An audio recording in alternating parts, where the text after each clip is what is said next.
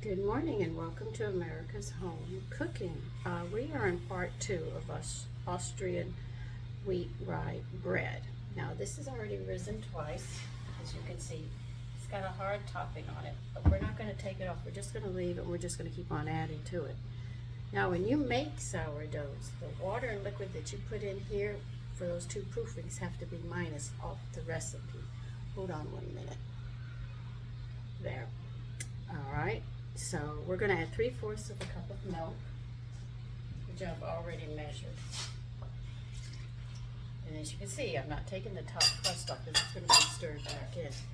Now we need 1½ teaspoons of salt.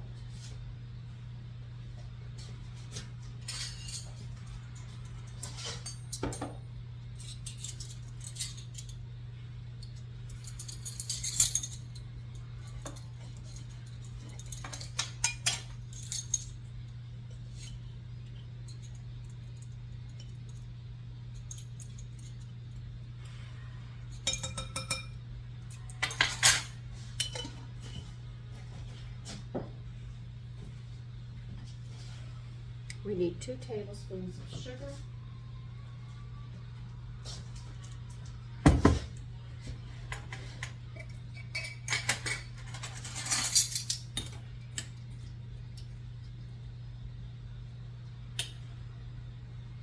Now these European breads, as I make them, they're using different kinds of flour, and this one's going to show you different kinds of seasonings they put in, because we usually don't. We just use the sugar and salt or something.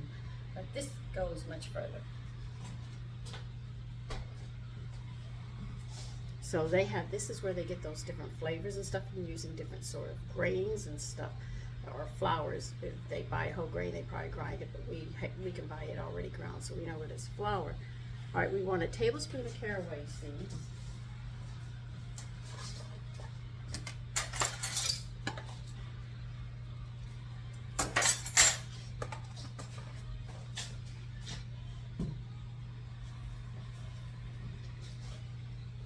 We want 1 teaspoon of anise seeds.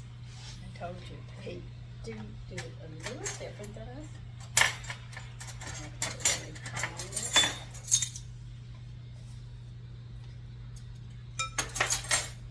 And on top of that, they want 1 teaspoon of ground cumin.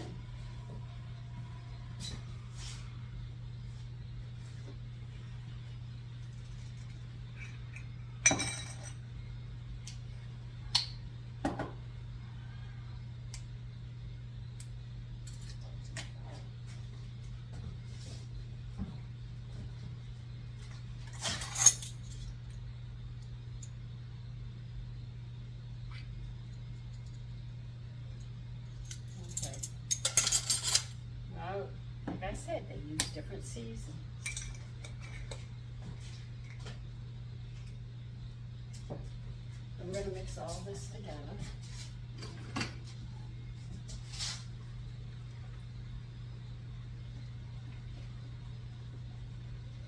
And when you stir it, you'll see the bubbles. That's all that activity. You've got your yeast really active. They call this, before I added the ingredients, fully active. The culture is fully active.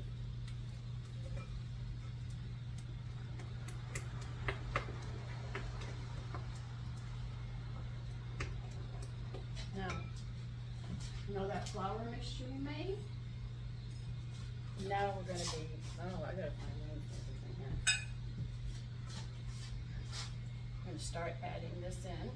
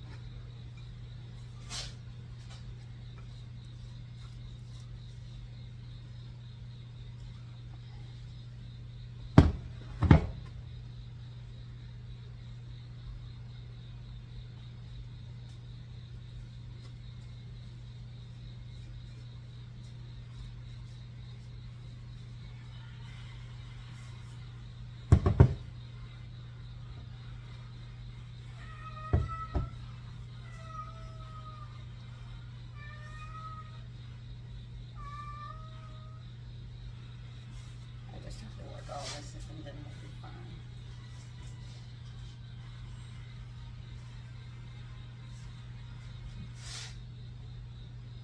I am going to need some more flour.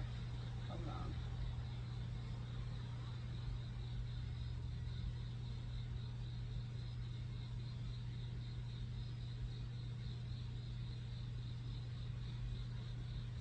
It's a little too sticky, so I have some extra flour on the side. I have to wash this off so I can get that work.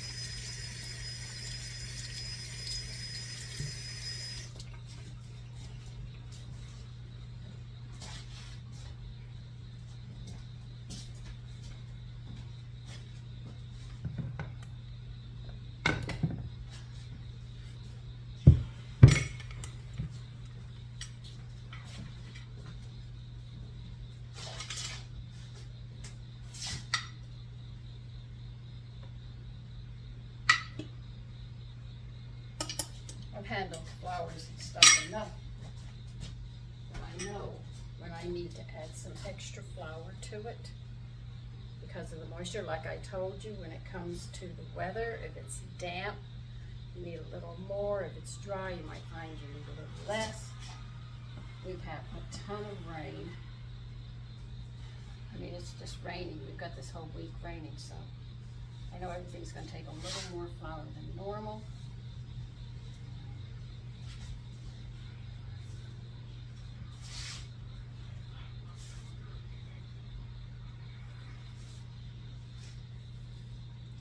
Breads are not an exact science in that aspect.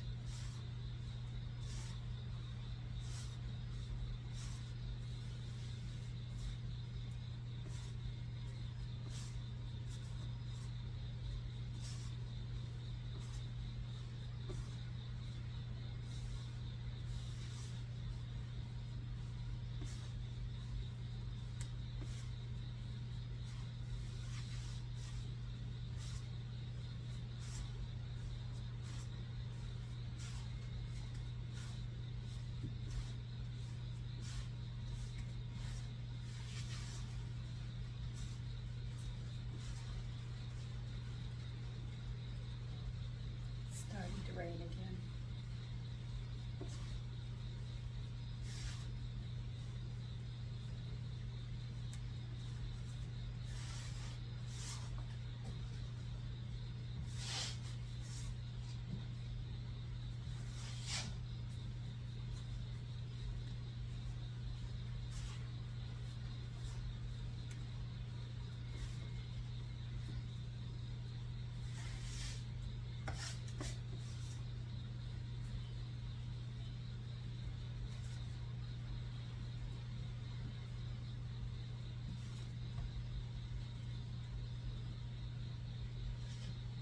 I'm going to put just a little bit more flour on the counter so I can shape these, and that will be it.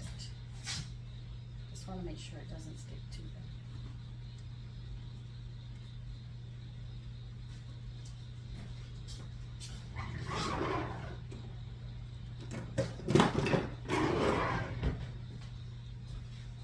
Now, if you don't have a cutter, don't worry about it. You can pinch it together.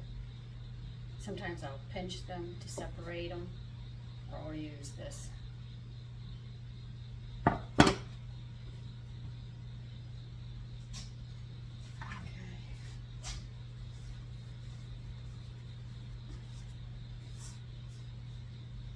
work this little bit of flour in. You have to work the little bit of flour in that it has, because if you don't, when you cook it and you try to cut it, it will not hold together.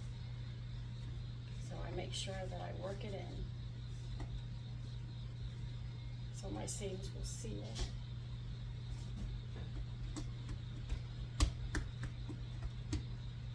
Now this bread is not a light bread. It's got more of a body to it.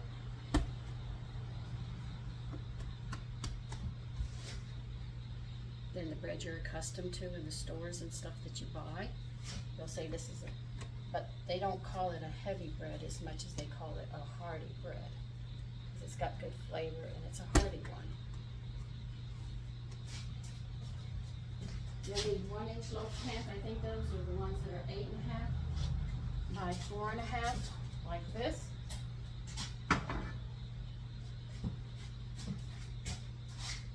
Now, the 9 by 5 are 1.5 pound loaves.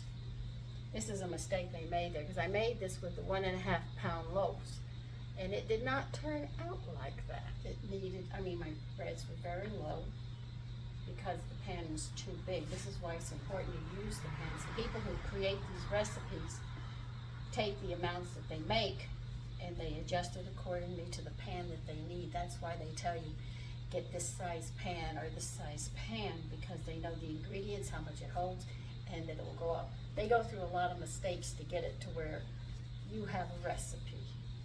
Sometimes the pans are too big, they have to cut it back, so they have to make it again. Sometimes the pan isn't big enough and it goes over the edge, so they have to make all these adjustments for us. So when you get these recipes, if it's a good book, they'll have it written down. If you have one that but you also have to be aware that there are typing errors, but some book recipes aren't written that well, and when you go to try to make them, they don't work out, so they're not the greatest books in the world to get. If you're going to learn something, pinch your seams on the underside and the edges.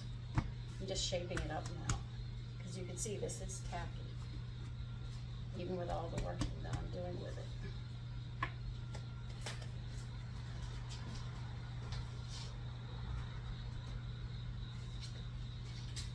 Now, you have to put these in a place where they can rise. Now, I can't tell you how long it's going to take, because they're sourdough. They're going to rise at their own time. The humidity, the weather, and the temperature is going to dictate that to you. But I can tell you they have to be an inch above the edge of the pan, an inch above, and then they'll be ready to go. So, when that's ready, I'll let you know and we'll get them baked. Okay, you set your oven to 375. Now this is what they mean. They want 1 inch above the line. You see that? It doesn't mean the whole thing has to come up, but it has, the lift in the center has to be a good inch above the line. Now we're going to put them in and we're going to bake them for 45 minutes.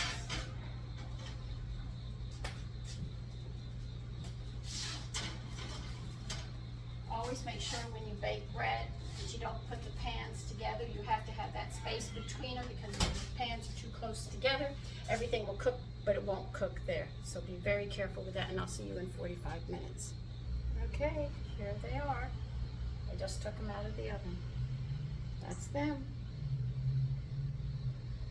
And they smell very nice, very unusual.